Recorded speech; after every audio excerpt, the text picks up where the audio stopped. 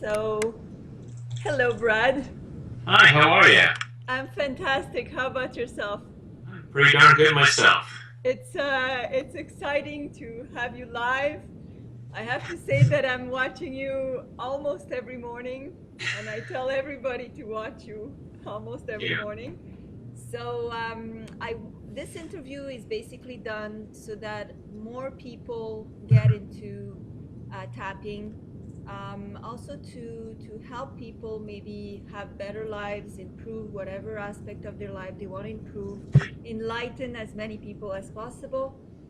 This interview will also be translated in French so that we can reach as many people as possible. And Excellent. when I learn Spanish, it'll be in Spanish.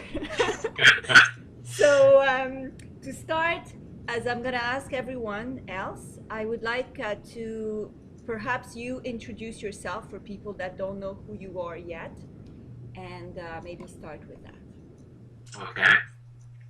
Uh, well, I'm Brad Yates, and I tap on my face for a living. That's uh, Started out years ago. I used to be an actor. I was a struggling actor in Hollywood, and when I had a young family, starting to have kids, I thought, I should probably have a backup career. So I trained to become a hypnotherapist oh, and was really enjoying that. And when my second child was on the way, I thought, I'm enjoying doing hypnotherapy more than I am trying to make a living as an actor. So decided to do that full time. Moved from Los Angeles up to Northern California, and that's when I heard about this tapping thing and so fell in love with it. And so little by little, started to introduce a little bit of the tapping into my hypnotherapy sessions until it started to shift and became tapping sessions with a little bit of hypnotherapy at the end. that's awesome. So explain to people that don't know what tapping is, what it is basically, and how does it help? What causes it to have such a great effect? Yeah, good question, because some people are probably right now saying, what do you mean you tap on your face for a living? Exactly. I know it looks a little strange, it's a little different, and I know I could say to people, hey, if I could teach you a simple technique that would help you reduce stress like nothing else, it would help you have better health, better relationships, a better career, make more money, would you be interested? And people would be like, oh yeah, okay, so just tap on your face. You know what, we're fine, thanks. No, I'll pass. That's so true. It is. So I know it looks a little different, but around 1980, a gentleman named Roger Callahan, a psychologist, was working with a woman with a lifelong water phobia. And at the time, he was just expanding his interests and had learned a little bit about acupressure. Acupressure, acupuncture, for thousands of years in Chinese medicine, they've said there's this flow of energy through the body along pathways called meridians. So when this energy is flowing naturally, we experience our natural state of health and well-being. When this energy gets stuck or disturbed in some way, then we don't feel so good, either emotionally or physically. So an acupuncturist would stick needles in key points around the body and face to stimulate that natural flow of energy, get you feeling better again, clear out whatever the disturbance is. So Dr. Callahan was working with this woman, and she said one of the symptoms of her water phobia was a knot in her stomach. And he said, okay, let's see, I've learned that the end point for the stomach meridian is right here under the eye. Let's see what happens if we tap under your eye for a moment. And after a moment, she said, it's gone. He said, what's gone? She said, the fear. And starts running towards the swimming pool. And he starts running after her, saying, wait, stop. She said, no, it's okay. I know I don't know how to swim. I'm not going to jump in. But she was able to splash water in her face, which before she couldn't do, and no reaction, no negative disturbance. So Dr. Callahan thought, that's very interesting. And he starts trying this with different clients. And within a year, he put himself out of business because all of his patients who had been coming to him on a weekly basis were now symptom-free. So, he called this new technique that he was using thought field therapy, or the Callahan technique, and started teaching it. And one of his first students was a gentleman named Gary Craig. And Gary had been an engineering student at Stanford, and so thinking like an engineer, he started to take Dr. Callahan's method, which involved different algorithms tapping different points in different sequences depending on what the issue is. And Gary thought, okay, what if we just tap these 8 points in a row? No matter what the issue is, we just tap all the points in a row. And he found that he got the same great results without having to figure out, okay, which points to tap. And he called this streamlined version emotional freedom technique, or EFT. And now a lot of people call it either EFT or just tapping. So basically, we're tapping with our fingertips on these meridian points to clear out the disturbance. And the main thing that shows up is that it clears out stress. You know, we have a recent research study that was done showing that this tapping process reduced cortisol levels by an average of 24%. Now, cortisol is the stress hormone that gets released, you know, when we get into fight or flight. And when it gets stuck in the body, it has a number of negative side effects. So tapping clears that out. So we have this scientific evidence showing that tapping is one of the most effective and quickest ways of reducing stress. Wow, that's fabulous.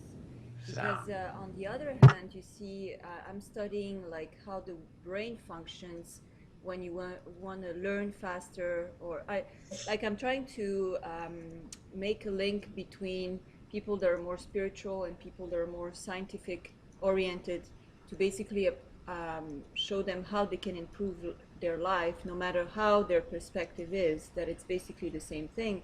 And one of the aspects that is more scientific is how we can do that by using a reprogramming of the brain, or how brain waves work, how perception works, etc. And evidently, when you reduce, it's proven fact now that when you reduce stress and you increase the level of happiness, your brain learns faster and is able to, even the neuroplasticity of the brain is able to help you shift even the way the brain functions, just because of some hormonal changes. So if tapping can reduce stress by that much, that's amazing. Because on top, and if we look at the spiritual aspect, if we want, of self-development, like the law of attraction, we know that to attract happiness or well-being, we need to be in a state of well-being. So if tapping can reduce that level of stress, then it's phenomenal on every level. I'm quite impressed. Because you see, and I understand what you're saying, it's true, people are going to be okay with acupuncture, they're going to be okay with changing their lives, but then you introduce something new as tapping, and it's like, I'm going to look foolish, or it doesn't work, or what is this thing, it's impossible. It's the impossibility aspect. Do you have like stories of people that have come back to you with incredible stories of things that have happened to them? I mean, there's a whole range of some echo. Yes. I think it's gone now. Is it gone? Let me see if I turn that down. Okay. Oh, much better. Yeah, there's a whole range of things. I wanted to jump on one of the points you said there, that when people look at it and go, oh, it's impossible, I don't want to do this, you know. That's one of the ways we keep ourselves in our comfort zone.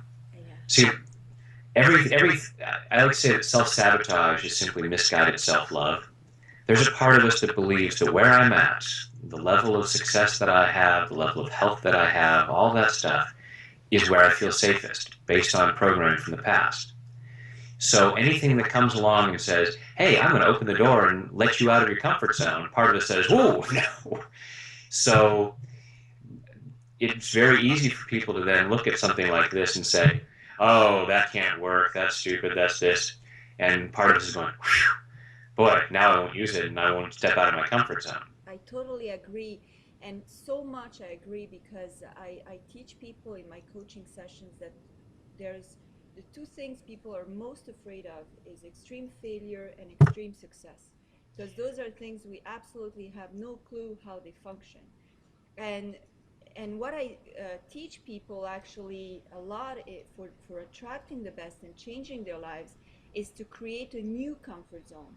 Because I tell people a lot that if your comfort zone is lack, if your comfort zone is running after money or running after health or running after something, well, that's your comfort zone, and it's going to be very difficult to achieve it because you don't know what your state of being is once you achieve that point. So that's so scary. The achievement point is so scary that you feel comfortable running after and never achieving. So Right. I teach people to actually stay like 15, 20, 30 minutes every day in a state of achievement of whatever they want, where they actually release that stress or that anxiety. Because I tell people, and I live through that, I think a lot of people do, that if you actually think, okay, I have it all, let's say I have it all, and there's this sudden fear that emerges of, oh my God, what am I going to do now? I have it all, there's nothing to do. And that's scary, Yeah. whereas we should be saying, great, I never have anything to do, things just happen to me all the time beautifully. So I agree with you, and if tapping can release that, that's so powerful, because I believe, as you say, this is such a big. I think it's one of the main roadblocks of success to people is changing their comfort zone into having the new one that's the one of success, which is the one we should always be in, because then everything occurs easily. Correct? Yeah. And you could say that we are 100% successful 100% of the time. It's just a question of what we're being successful at, you know? And most of us are much more comfortable being successful at chasing than having. Yes. You know, I know how to chase. I know how to, have it always just out of reach. I'm really good at that. So I think I'd rather keep doing that than the having part, because that one I'm not so familiar with. That's a little uncomfortable. So we're very successful. It's like we're always motivated. People will say, I need to be motivated. No, you're already motivated. You just need to be more motivated for this than for that. More motivated to exercise than to stay in bed. It's not, gee, if I had some motivation, I'd get up and out of bed and exercise. No, you're just more motivated to stay in bed than you are to exercise. Yeah, it's true. And so we want to look at, motivation a motive is a reason. Motivation just means that we have reasons. So it's when our reasons for staying in bed outweigh our reasons for exercising, and it's about that, like you said, that chasing and having. I have more reasons to keep myself in a place that I understand, that's familiar, that's comfortable, than I do have reasons to be in a place where I have no idea what's going on. Yeah. I don't know, if I had all that money, gee, I'd have to make investments, and I'd have to trust people, and I'd have to pay taxes on it, and part of the brain is going, I can't deal with that, but chasing it, and everybody I know is chasing it, so I'm in with everybody else, that I'm familiar. True. So we're very motivated to be in a place that's comfortable, in a place that's familiar, in a place that feels safe. True. So, but that comes up as stress. Yeah. That thought. That's why, it's great what you say about having your clients imagine the having. So that's what I tell you is imagine the having. Now check in with yourself and see how good you feel, and if there's any stress there. And if there's any stress, like, oh, I have to pay taxes on that, great. Even though I don't have to pay taxes on that, and then we start doing the tapping to clear the stress, then you go back into that place of imagining having, and it's like, and it's like, oh yeah, I can do this. This feels good. I totally agree, and I use, like, I do your tapping. I need to say, now lately on one that is, you do a session on miracles. So Mm. I started doing that because I think, why not have more of them? And you know, and I realized that it's true that there's some things we call miracles just because our mind cannot find the path to get there, but the path exists, like all past exists, everybody has done something similar, so all past exists. We call miracles things that we cannot understand how to get there, and oh my God, so it's such a big thing, I can't figure it out. So I use that a lot, and other ones as well, and I tell people to, but it's true that I think the biggest block people have is to try it by thinking, oh, I'm going to spend 15 minutes there and it's not going to give results. When I tell them, well, you're spending 15 minutes anyway. Yeah, that's like saying, okay, I want to have a six-pack on my abs, and I go and I do 5 sit-ups, and I go, it's not quite there. No, sit-ups don't work. Yeah, exactly. Well, it's going to take more than 5 sit-ups, and it's going to take a lot of time. Now, with EFT, especially when people hear the foundation story, and Mary losing her fear of water in a matter of moments, so people then think, well, so tapping has to happen, this miracle has to happen in a matter of minutes, or tapping doesn't work. No. We call those 1-minute wonders, and they happen sometimes. I've experienced them with people who have had past traumatic events, something that's happened to them in their childhood or 20 years ago or whatever it is, that they still think about on an almost daily basis. It still upsets them when they think about it. They feel physically ill when they think about it. And sometimes we be tapping just for a matter of minutes, and then they go, oh, wow, that's kind of like watching it on a movie now. It's like it didn't happen to me, it happened to someone else. No physical symptom, no stress. And very often, that's lasting. That memory, that event, never bothers them again. Wow. It's sometimes, isn't it like when you put something in the light, like pure light of consciousness, it just the association of feelings or the connection we made of a significance we gave it just disappears, because that's just related emotions that need not be once it's totally put in light. Right. Right. With total honesty, basically, with total no fear and honesty, correct? Right. Because it's our beliefs about what happened that bother us. It's very often not what happened, because what happened heals. If you get a cut someplace, it's going to heal, and in a matter of maybe weeks, you won't even see. There may not even be a scar. You may not even see it. But if we cut ourselves because we were doing something stupid, then we've got an emotional thing, and that's going to stick there. So the wounds that are physical tend to heal, but the pain that sticks is the one that has the story. So yeah, as you said, if you put it under that pure light, and you can see, oh, what happened just happened. The rest of it is just my story about it. It's just the beliefs that I have about it. If somebody was mean to me, if my friend takes my toy away, I might get over that. But if I had this belief that he's telling, my friend is saying that I don't deserve to have that toy, I'm not good enough, he's not my friend anymore, he doesn't like me, and then I start to have self-esteem issues about that, and then it's all going on in my head. I have no idea what he's thinking, but this is all going on in my head. That's the stuff that I carry with me. So as you say, yeah, with the tapping, we're allowing ourselves to clear the stress out, put it under that light and go, oh yeah, it just happened. It doesn't mean anything about me. And then we can let it go, and we're free. And the problem is that we have these things that happen in our childhood, and we make these decisions about ourselves, and then we go and we make all these decisions throughout life based on that. Where we're at right now is the sum total of all the choices that we've made, and we made those choices at an emotional level. So as we tap and we give ourselves this emotional freedom, we have the freedom to make better choices. Not depending on past opinions, because evidently our perception at that time was completely different and based on totally different experience than what we're experiencing today on top of it. So it's not even, the past is not a real reality, it's just the reality of how we perceived it with the knowledge we had in the past. Absolutely. What I like, one of the aspects I love about your tapping is the aspect of self-love.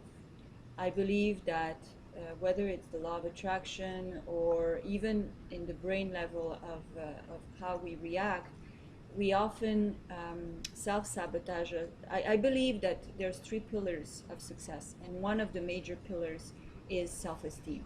I believe there's time management, goal setting, and self-esteem. And if there's one of them that is lacking, you can't go very far. And the self-esteem one is what people refuse to accept the most. Like everybody's okay, but it's the one that actually self-sabotage them the most because they feel they're not good enough. And everything they do is basically somehow to prove that they're good enough somewhere, that they can be loved. And what I love about your tapping is that it always brings back, and I accept myself. I have this and I still love and accept myself. And I find this is such a powerful wording. I believe words are so powerful, correct?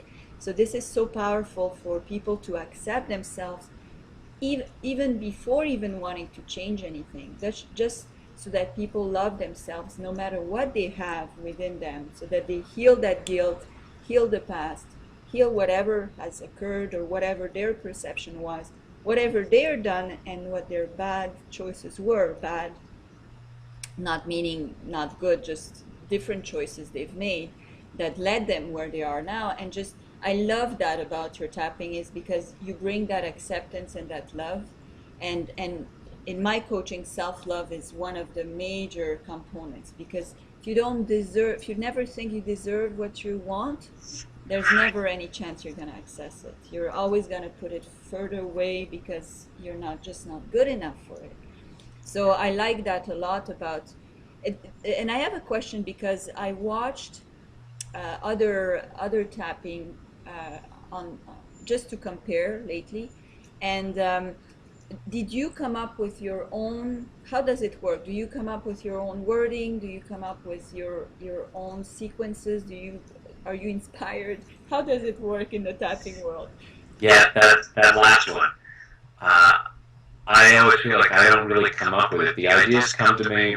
You know, people will give me suggestions, but for the most part, most of the almost 400 videos I have right now, just an idea will come to me of, here's something that I think will help people, myself included. It's, quite a few of them were just, I'll be going through my day and something will come up and it's like, oh, this would be a good tapping round. And so I'll have the concept for it, and I might have a couple of ideas, but for the most part, once I start tapping, I'm just getting myself out of the way and the words come through me. And, I compare it to channeling, and I'm always careful of using that word channeling, because we think of like Abraham Hicks and, somebody having some entity or group of entities speaking through them, and I'm not aware of anything like that. It's just that, sometimes things will come through me and I go, wow, that was brilliant. I wish I'd thought of it. and just phrases that'll come out, I'll come up with analogies and I'll say, well, it's kind of like this, and we tapping along, and the person will say, how did you know? That actually happened to me. There's a connection that happens when we're working together. Everything's energy. We're all connected. So I just sort of trust the process and that the words are going to come out that need to come out. And then that's why sometimes my tapping rounds tend to be longer than a lot of other people's, because I just keep going with as the ideas come to me. And, sometimes I'll try to be wrapping it up. It's like, oh, we've been going for a long time. Like, people often ask me, can you make 5-minute videos? Because I don't always have time for a longer video. And I say, I try. I have a timer going all the time, and I'm always shooting for 5 minutes, and I'll get to around there, but the ideas are coming. It's like, oh, you got to say this, and now you've got to cover this, and you've got to address this now, until finally it's like, okay, now you can wrap it up. And in the videos, that's usually around 8 to 10 minutes. Sometimes when I'm doing a session or I'm doing a teleseminar or something like that, I've had rounds that can go for 20, 30, 40 minutes, just because, especially if I'm working with someone one-on-one and I'm tuned into the person and there's just ideas, and it's like, oh, I think this person needs me to address this, and I need to cover this aspect, and just trying to look at all the different aspects of the issue that we might want to bring up and then clear out. So yes, I wanted to talk about that. So what are, it's like somebody asked me once, who do you think should be coached? And I, as a coach, it was difficult not to let my ego on the side. But the truth is, I really wanted to say, well, everybody needs a coach, you know? So I know if I ask you, you're going to say, well, everybody should do tapping sessions with me. But I would like to know, so if someone wants to get, you know, a session with you, how does it work? How long do they have to prepare? What do they need to prepare to get in touch with you, etc., etc.? Well, I have on my website just a place you can click to find out about working with me in sessions. Uh, I do have an intake form that I ask people to fill out just so that it just helps them focus on what precisely is going on in there.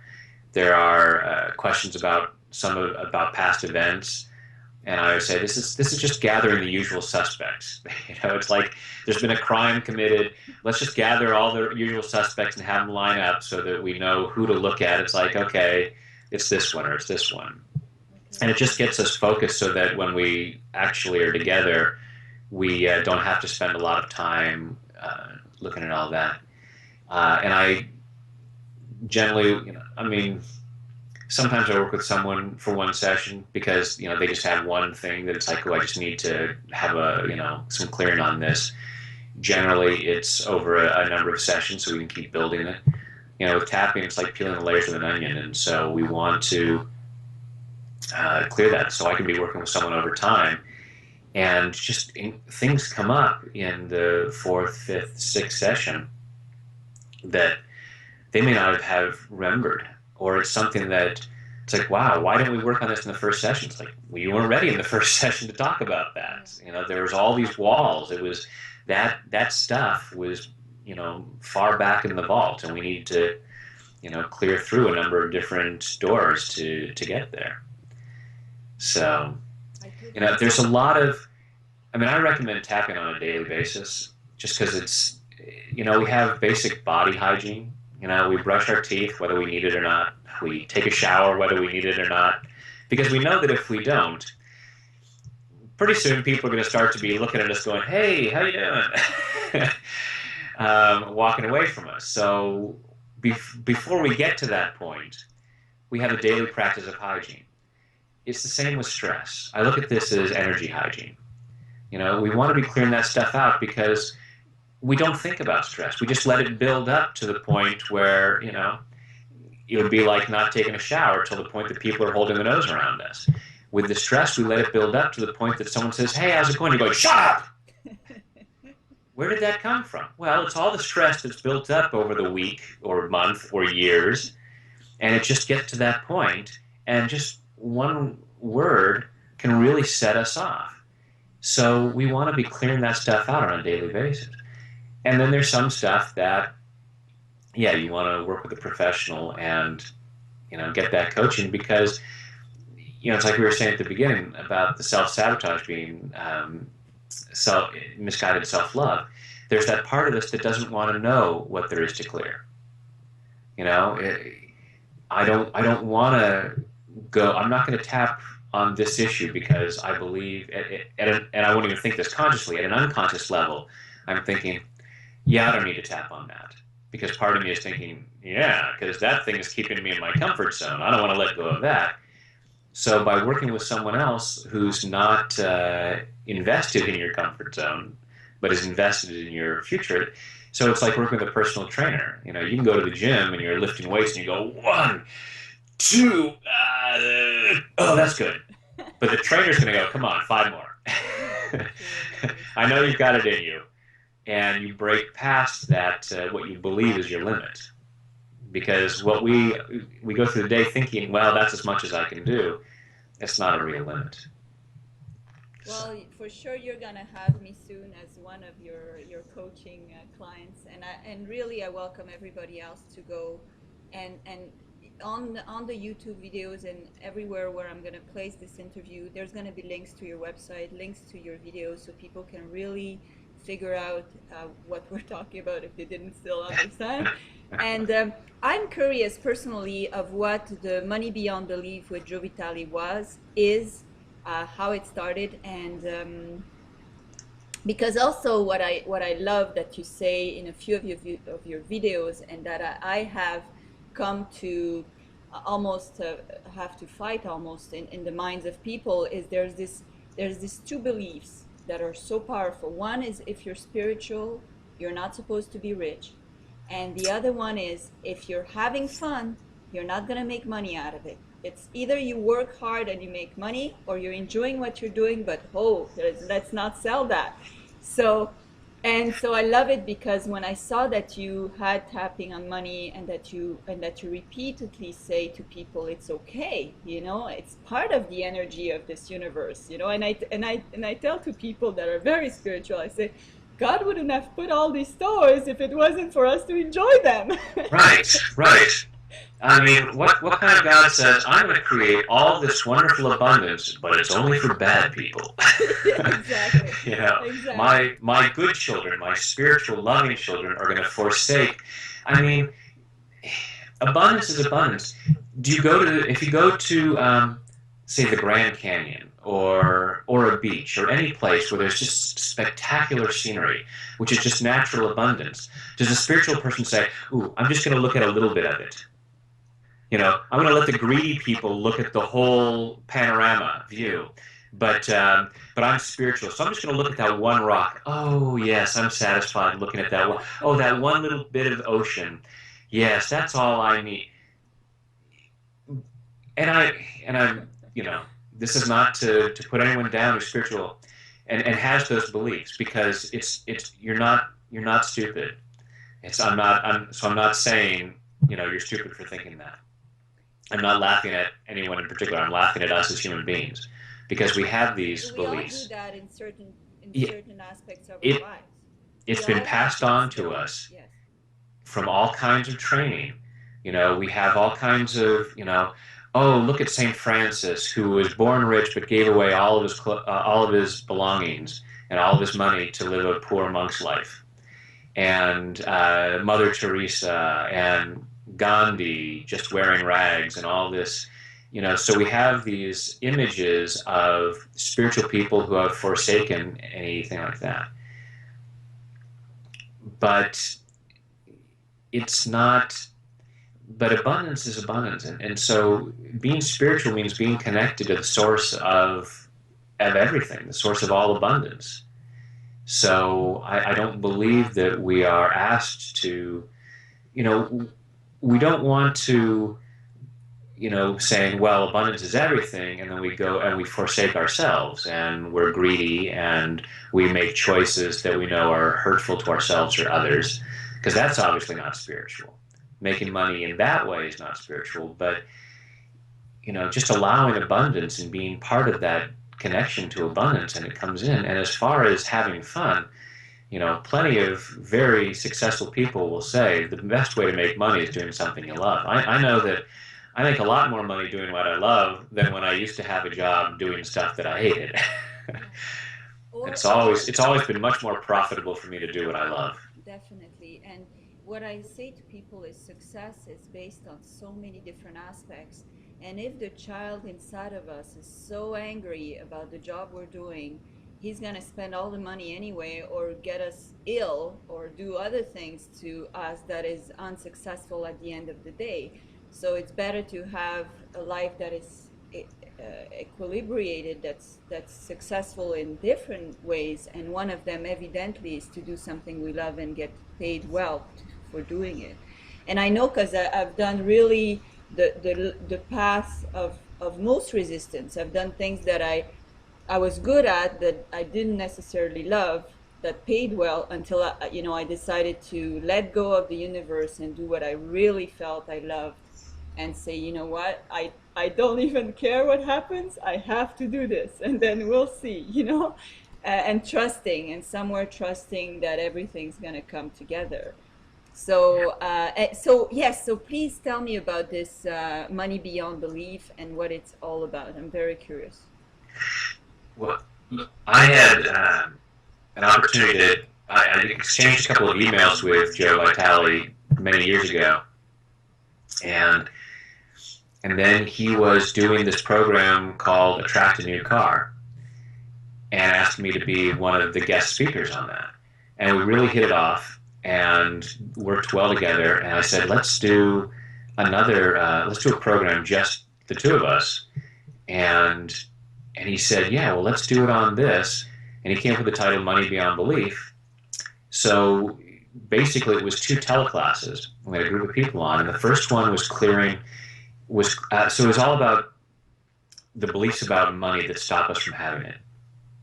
Because while consciously most of us say, oh, I'd love to have more money, I'd love to have a new car, a big house, all of that stuff, most of us have a lot of negative programming about money.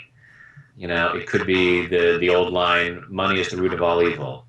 Rich people are greedy. Rich people are evil. There's all these things. So while consciously we say, oh, I'd love to have more money, I'd love to enjoy this stuff, part of us in our mind is saying, yes, but then I'd be a bad person. And it's much more important that I be a good person than that I have money, as though it's one or the other. So so in one call, we tapped on the issues about money, like the fear that money is the root of all evil, that money is bad, all the reasons why we couldn't or shouldn't want money, and why we should block it. And then in the second call, we talked about all the reasons why we shouldn't have money. You know, it could be, money's fine. Yeah, I have no problem with money.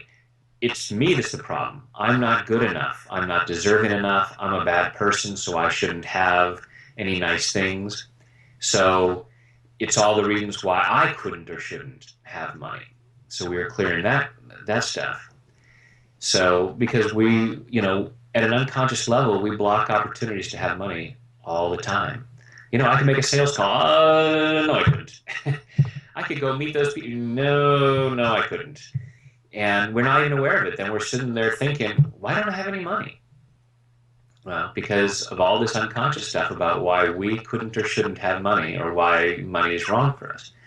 So that's what the Money Beyond Belief, you know, I love that title because, and I've used it for a lot of other things, Love Beyond Belief and Body Beyond Belief, because it has sort of a double meaning. One is, it's beyond belief. It's, oh, so much money, just unbelievable amount of money. But it also is an explanation of the process, because it's our limiting beliefs. So I have the money right now that I believe I should. So what is the money beyond those current beliefs? So that's what we're talking about. It's the money that's beyond our current level of beliefs. I love it. I love it. And it is true that a lot of the beliefs are stopping. And often what I tell people is look at what you want and just stop for a second and ask yourself, what are you going to do next? Sometimes we're so stuck on what we want that we don't even know what's going to happen. What's the step after? And so if you do, it's like the edge of a cliff. If you don't know that there's a bridge after that cliff, you're never going to approach the cliff. So you're always going to be wanting, but oh, if I get there, I don't even know what I'm going to do with it after. So I love the beyond belief, the passing through all the stop signs. I've had people, I remember talking to a woman once, and I said, what do you want? She said, I want $500 million. That's my goal. And at that time, you know, she wasn't even making $50,000 a year. And I'm like, see, it's not believable to you. And not only that, Earl Nightingale is one of the great, founders of personal development. He once said, most people say they want more money than they actually do, and settle for much less money than they can actually have. You know, so it's like, what are you going to do with $500 million? Enjoy it. It's like, what do you really want? And I'm not saying there's nothing wrong with having $500 million. Be a billionaire if that's who you really feel that you're meant to be. But is it who you really feel you're meant to be, or is it, you know, the media telling you that you should be? Is it a should? You know, then I'll prove myself. Then I'll be worthy of love. And that's why it's so key what you were saying earlier about self-love. You know, I figured out years ago, gee, my actual job is teaching people to love themselves. You know, when you get right down to it, because when you love yourself, yes, you want to give yourself the good things in life. You just are healthier. So, you know, you might say, well, yeah, if I did a job that I love, I might make good money, but I could get this corporate job that I would hate, but if I really worked hard, then I'd make a lot more money. It's like, would you need that extra money? And would it actually be worth it? You know, you might say technically, yeah, but doing what you love, you have the possibility to make more than enough money to live the life that you really want to live. And it's figuring out for ourselves, what is that life? And I'm not here to put the limits on anyone and say, you should want less. Not at all. Just find out for yourself, what is it that I really want? What's really going to make me happy? You know, am I going to, you know, do I need a private jet? Or was that about something else? Was that about someone else? And as we go through and we get to a point of, you know, we recognize more and more, this is who I am. This is what I like to have. So, and then we free ourselves up and just treat ourselves with love. And plus, the more we love ourselves, well, the more we take care of ourselves physically. So we tend to be healthier. That's why I always say, you know, people will try to bully themselves into exercise or into losing weight by hating on themselves. You know, oh, you're fat, you're ugly, you're this, you're that. No.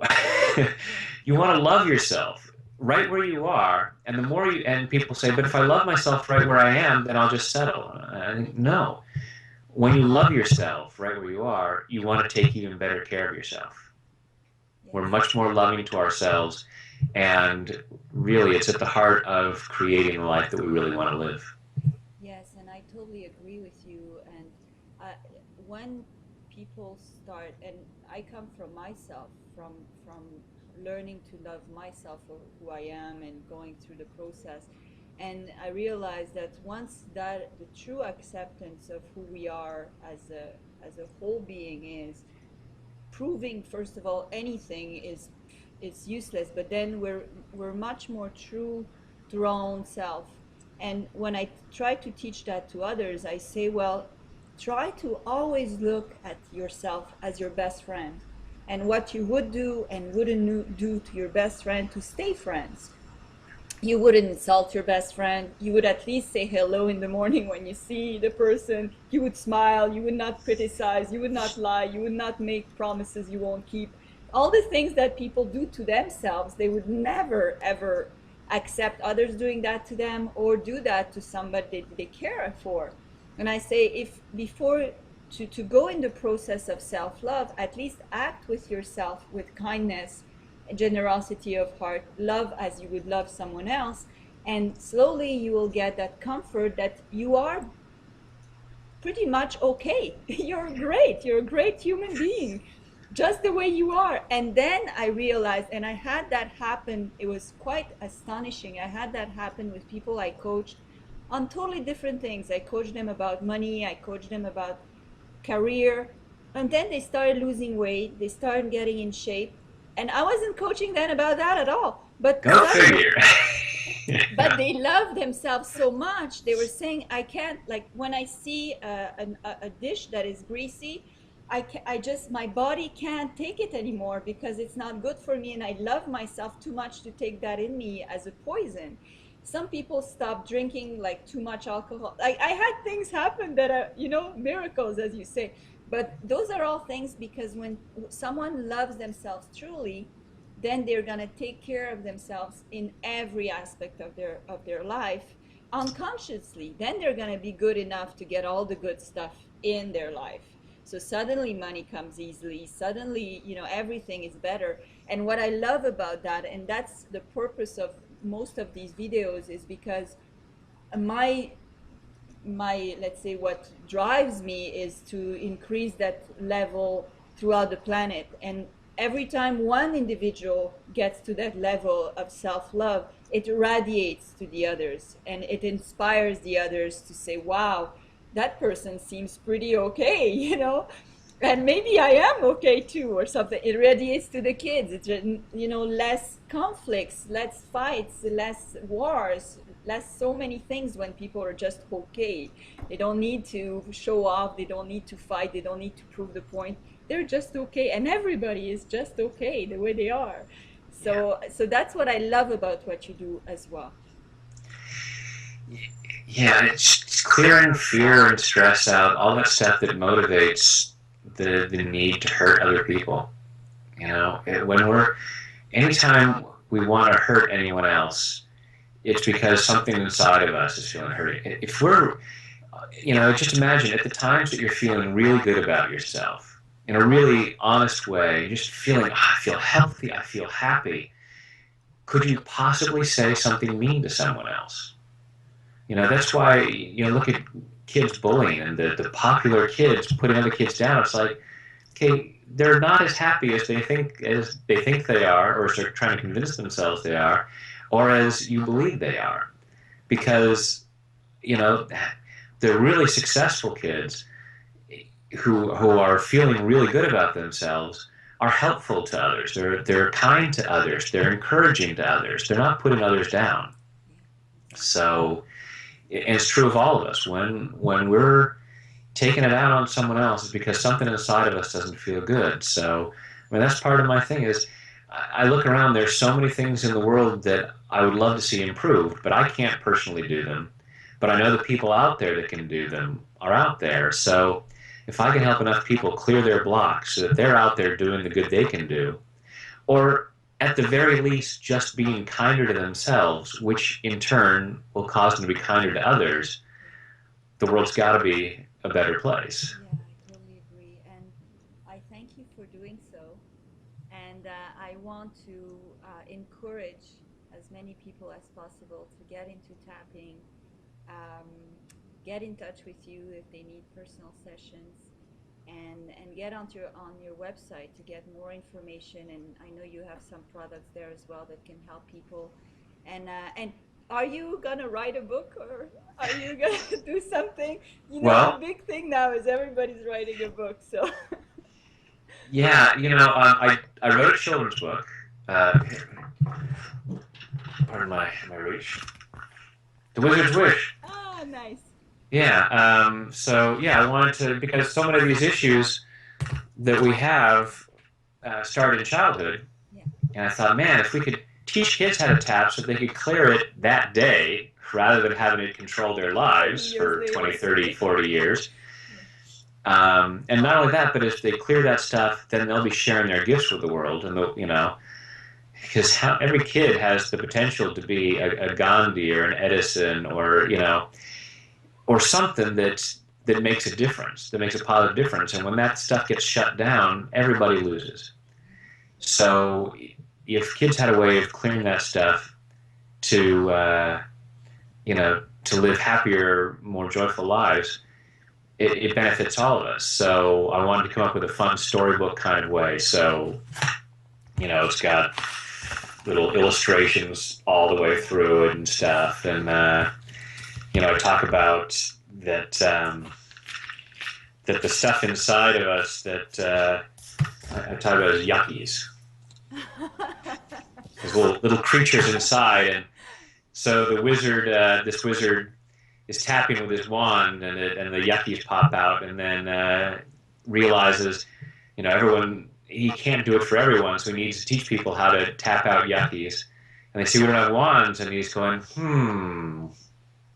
oh wait, that works. We have wands, and so using our fingers as wands, and so I just wanted to find a fun way to teach it. As far as I've contributed to some books, and I wrote a smaller book, but there are so many books being done about EFT. I don't know that I'm much more of I'm less academic and more of a performer. I'd rather perform songs than write a book about music, basically. Well, we never know. I have a dream of having a kind of an online school that would teach kids everything that's not taught in school. And, like Tai Chi, meditation, the power of prayer, the power of, and I wanted it at one point to be called night school, like the cool, the nights are cool, and so that you become, Oh, yeah, cool. nights are cool, Night school. and night school, not day school, so that kids actually find out everything because I was a very good student of school, but a very bad student in life, because school never taught me, you know, about health, about nutrition, about meditation, about money, about nothing, that it really would have helped me a great deal in life. So I'm thinking it would be great to have, and tapping would be one of them. You know, we could have all these different aspects that kids could just go online and get information and, you know, find out how to not have to go through 30, 25, 50 years of wandering in life, to then, you know, spend so much in self-development to be able to heal these 30 years and do what they really are meant to do on this planet as soon as they know what it is, and not, you know, go wandering, trying to please everybody else's dream and career choices, for eventually deciding at 50 that that was absolutely not what they wanted to do with their life. So maybe we'll talk about that again at another point. But I love your book, and I'll put everything on everywhere where I'm going to place this video, so that people can really get more information and get in touch with you. And I'll get in touch with you. I want to go further in my success. I have to say, lately I've been, maybe it's the miracle tapping, but I've had a lot of miracles happen in my life. So I'm kind of riding this wave of surreal life, which is quite wonderful. But I want to go further. So I'll get in touch with you and have some sessions, because I want to, you know, for me, I want to get better. And I think everybody should, actually. Everybody should, coaches or no coaches, everybody should, you know, improve themselves, because that's what we're here for. Yeah, just to allow yourself more. It's, you know, even beyond it being an obligation. I mean, there are certain suggestions that about we're obliged to be the best we can. It's something, you know. There's a spiritual. It's like someone said, you know, God gives us more gifts than we can ever use. Our gift back to God is to develop those gifts and share them as much as we possibly can in our lifetime. But not just as an obligation, but it just feels good. Yeah. You know, I don't make all these videos just because, oh, it's hard, but I feel I've got to do that. I've got to do this for the world. It's like, I love it. I love what I do. So I love having opportunities. You know, so I'm grateful for this interview, because I love being able to share about this work and introduce people to this concept of setting ourselves free to enjoy life at a greater level. So, you know, when we develop ourselves more, we yes, definitely share our gifts more, we make a bigger difference. We also just enjoy life that much more. So it's a total win-win situation. Definitely, and I wish for more and more people to have that chance and have the opportunity to enjoy life, love themselves more, share that the wonderful feeling they have when they're true happiness, right, that is unconditional, and get in touch with you. And if I have questions, I'll forward them to you. Hopefully we'll get more and more people interested and practicing tapping. Awesome. I really want to thank you from the bottom of my heart. It's such a pleasure, but it's also an honor, because I've been following you now for, I'd say, over almost 2 years. So so it's like it's really endearing to have you talk with me directly. Thank you. That's very gratifying. Thank you so much, and we'll keep in touch, definitely. All right. Thank you. I wish you all the best. Thank you so much. Bye.